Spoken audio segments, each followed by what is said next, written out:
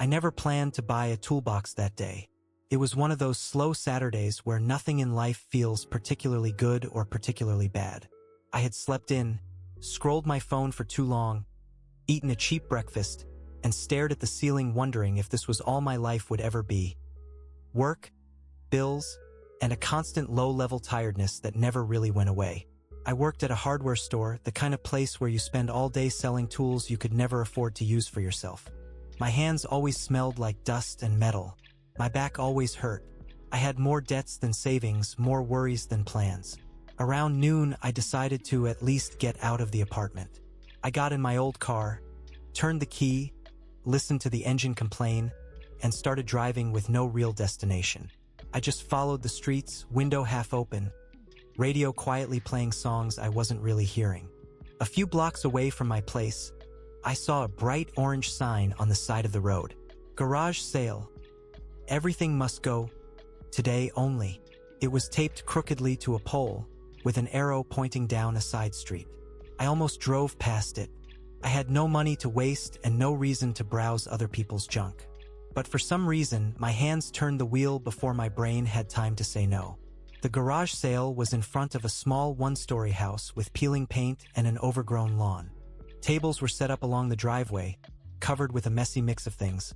Old toys, kitchen stuff, boxes of clothes, stacks of books, 3 lamps that didn't match anything, a blender that probably hadn't worked since the 90s. There were only a few people there. An older woman looking through clothes, a kid playing with a cracked skateboard, and near the open garage stood a man in his 40s, talking to someone I assumed was his sister. I walked slowly between the tables, more out of politeness than interest. I didn't need any of this. I couldn't even justify buying a coffee some days. But then my eyes fell on something half-hidden behind a rusty lawnmower. A metal box.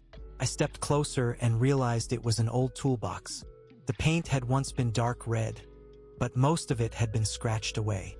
The handle was worn smooth. The latches were dented and stiff. It looked like it had lived in the back of a truck for decades, like it had been carried into hundreds of garages and set down on thousands of greasy floors. I bent down and grabbed the handle to move it. It was heavy, much heavier than I expected. When I lifted the lid, a cloud of the smell of oil and old metal drifted up. Inside, on the top tray, there were a few rusty tools.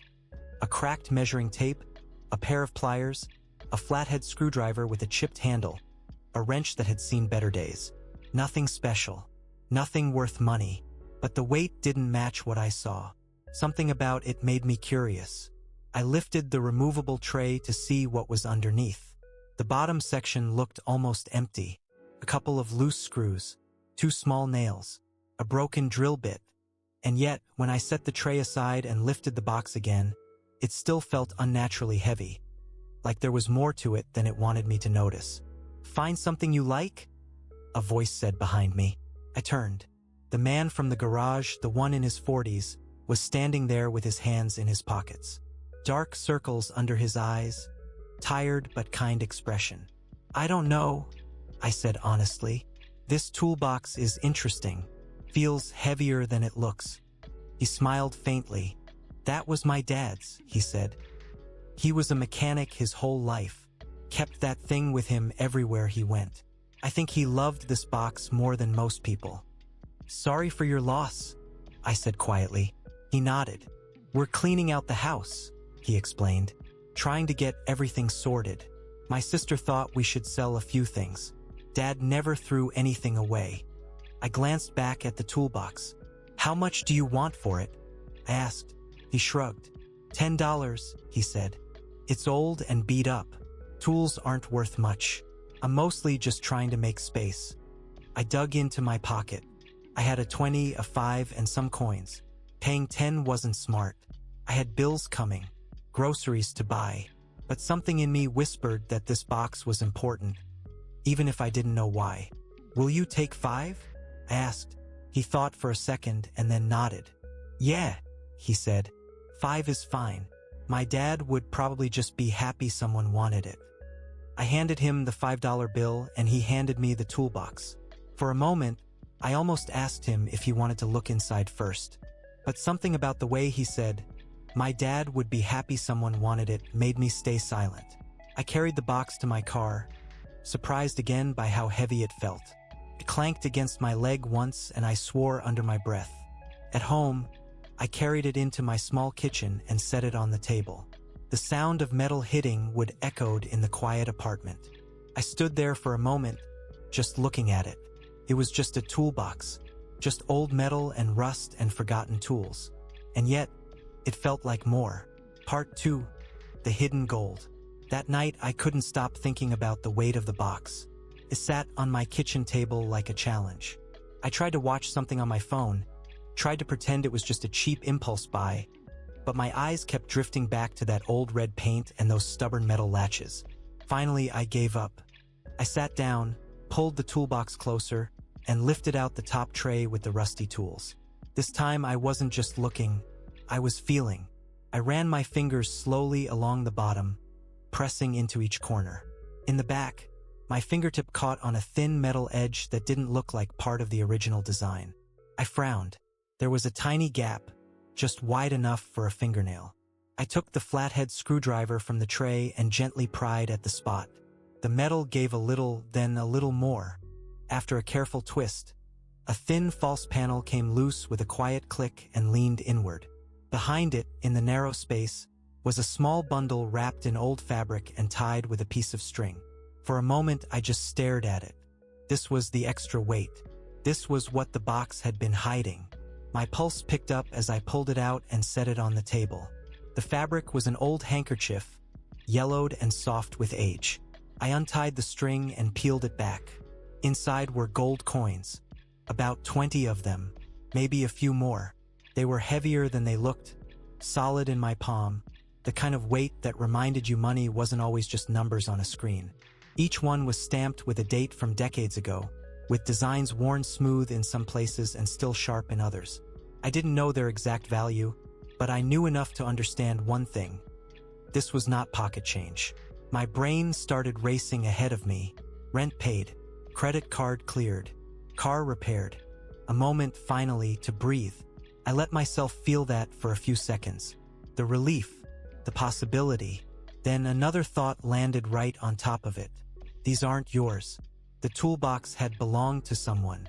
Those coins had been hidden deliberately. I hadn't dug them out of the ground or found them lying on a sidewalk. I had stumbled into somebody else's secret. I looked back inside the compartment, and that was when I noticed the folded piece of paper wedged where the false panel had been. My hands were already shaking before I picked it up.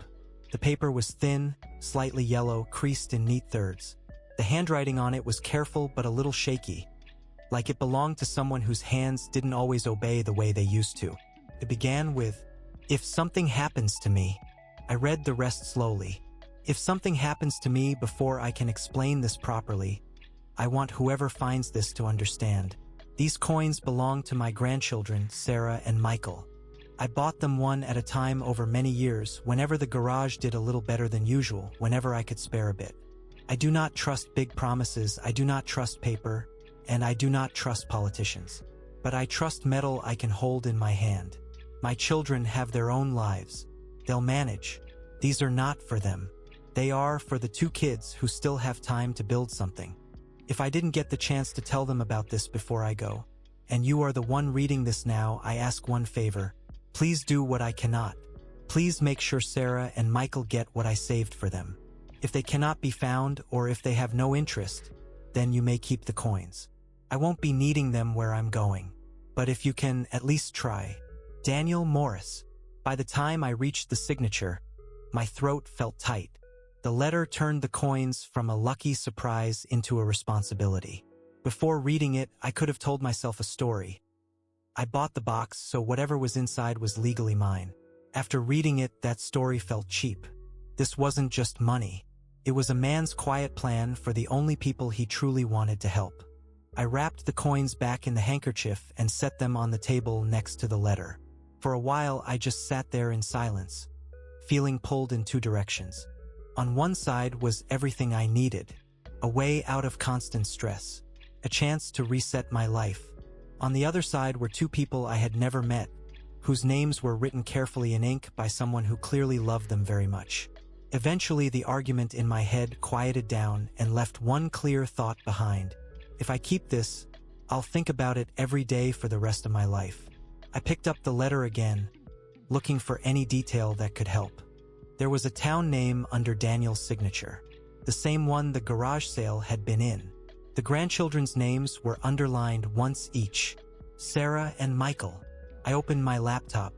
If I was going to say no to the easy path, I had to at least give the harder one a fair chance. I typed into the search bar, Daniel Morris obituary, plus the town name from the bottom of the letter. On the second page of results, I found it. Daniel Morris, 78, mechanic, husband, father, grandfather. The obituary mentioned his small garage, his long years of work, his reputation for honesty. At the bottom, a line that made my chest tighten. He is survived by his grandchildren, Sarah and Michael. They were real. He was real. And now I knew for sure his grandchildren were out there, living their lives, probably having no idea that a piece of their future was sitting on my kitchen table. Okay, Daniel, I said into the quiet room. I'll try. Part 3, returning what wasn't mine. The memorial page linked to the obituary turned out to be the key. There were photos of Daniel in front of his garage, in oil-stained clothes, holding tools, laughing with customers. In one picture, he sat on a porch swing with 2 kids on either side of him, both grinning like they didn't have a single worry in the world. The caption read, Grandpa with the twins, Sarah and Michael. Both kids were tagged. I clicked on Sarah's profile, then Michael's. Their accounts were mostly private, but I saw enough. Same town, right ages, last name Morris. It was them. For a long minute, I hovered over the message button, wondering how to start. In the end, I wrote, Hi, my name is Alex. Sorry for writing out of nowhere. A few days ago, I bought an old toolbox at a garage sale. The seller said it belonged to his father, a mechanic named Daniel. Inside, I found a hidden letter with your name and your brother's name on it. I think your grandfather was trying to leave you something. If you'd like, we can meet somewhere public so I can show you. I don't want anything from you. I just don't feel right keeping this. I reread it twice, then hit send before I could talk myself out of it. She didn't answer for the rest of the afternoon. I went to work, tried to focus on customers and shelves and price tags, but part of my mind stayed inside that message window, replaying every word. In the evening, my phone finally buzzed. What exactly did you find? She wrote. We exchanged a few messages. I mentioned the letter, not the coins. I suggested a busy coffee shop on Maple Street. She agreed and said she would bring her brother. The next day, I arrived early. The toolbox was too heavy to carry, so I had taken the coins and the letter out, wrapped them carefully, and put them in my backpack. I must have checked that zipper 10 times before they walked in. I recognized them immediately from the old photo. Older now, but clearly the same faces. Sarah with her hair pulled back and tired eyes. Michael standing slightly in front of her like he was ready to protect her if he needed to. Alex? He asked. That's me, I said. Thanks for coming. I know this is weird. We shook hands and sat. I took a breath. A few days ago, I was driving past a garage sale. I began. I bought an old toolbox there. The seller said it belonged to his dad, Daniel. When I got home, I found a hidden compartment inside with this letter. I slid the folded paper across the table. Sarah opened it. The moment she saw the handwriting, her expression changed. That's his writing, she whispered. He always wrote like this. She read the rest slowly. Michael leaned in. I watched their faces shift. Confusion, surprise, then something heavier as they reached the part where he mentioned their names and the coins. When they finished, Sarah kept her hand on the letter. He never told us about this, she said softly. He always joked that the only thing he'd leave us was a bunch of stories and a coffee mug. That sounds like him, Michael said, but his voice was tight. I reached into my backpack and pulled out the wrapped bundle. I think these are what he was talking about, I said. I opened the handkerchief. The coins rolled onto the table with a soft clink, catching the cafe's warm light. Sarah stared, eyes wide. He kept them, she breathed. We thought he sold them years ago. Michael picked one up carefully. He used to say, "Paper can lie, but metal tells the truth," he said with a small, sad smile. We thought he was just being dramatic. "They're yours," I said. "He bought them for you. I just found them by accident." Sarah looked at me like she was trying to understand what kind of person does something like this. "You could have kept them," she said. "Nobody would have ever known." "I would have known," I said simply. And that was enough. She wiped her eyes and smiled through the tears. "Thank you," she said. "Really, you have no idea how much this means." We talked for a while about Daniel, about his garage, how he let them help when they were little, how he gave half-price repairs to anyone who was clearly struggling, how he used to say that doing the right thing was never a waste of time. Before we left, Sarah said, "We're going to get these appraised. We don't really know what we're holding here. Would you meet us again after that?" "Of course," I said. A week later, we were back at the same table. Sarah looked lighter somehow. "We had them evaluated," she said. "It's a lot. Not retire on a beach money, but enough to change things. I can pay off my student loans. Michael can finish his training without drowning in debt. We can finally breathe a little." "That's really good," I said, and I meant it. She slid an envelope toward me. "And this is for you." Inside was a check. I stared at the number. "I can't take this," I said. "They were always yours. I didn't earn it." "Grandpa left another note," Michael said, "in his desk. It said, 'If an honest stranger ever returns what I've been saving, don't let them walk away empty-handed. Share a piece. That way the good doesn't stop with you.'" Sarah nodded. "You didn't just give us money," she said. "You helped him do what he wanted.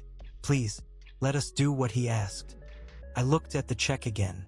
With that money, I could clear my debts, fix my car properly, and finally sign up for the evening classes I'd been waiting for the right moment to take for years. "Okay," I said quietly. "I'll accept it, but only because I think he'd be annoyed if I said no." They both laughed. We stayed in touch after that. Sarah sent me a photo the day she paid off her last loan. Michael sent one from his first day at a technical school, standing in front of an engine with grease already on his hands. Months later, I got another picture. It was Daniel's old garage. Above the door, a new sign, "Morris Garage, Honest Repairs." Underneath, in smaller letters, "Run by Sarah and Michael, in memory of Grandpa." I saved that picture. Sometimes, when work feels pointless and the future looks small, I open it and remind myself of one simple thing. All I really did was buy an old toolbox for $5 and decide not to be selfish. Because of that, a grandfather's quiet plan didn't die in a rusted box. It reached the people he meant it for. The coins paid off debts, opened doors, and started a new chapter for a family I hadn't known existed a few weeks before. And for me, I got more than just the money they handed me. I got proof that the choices no one sees still matter. The gold was never mine, but the feeling of handing it over, that in a way always will be.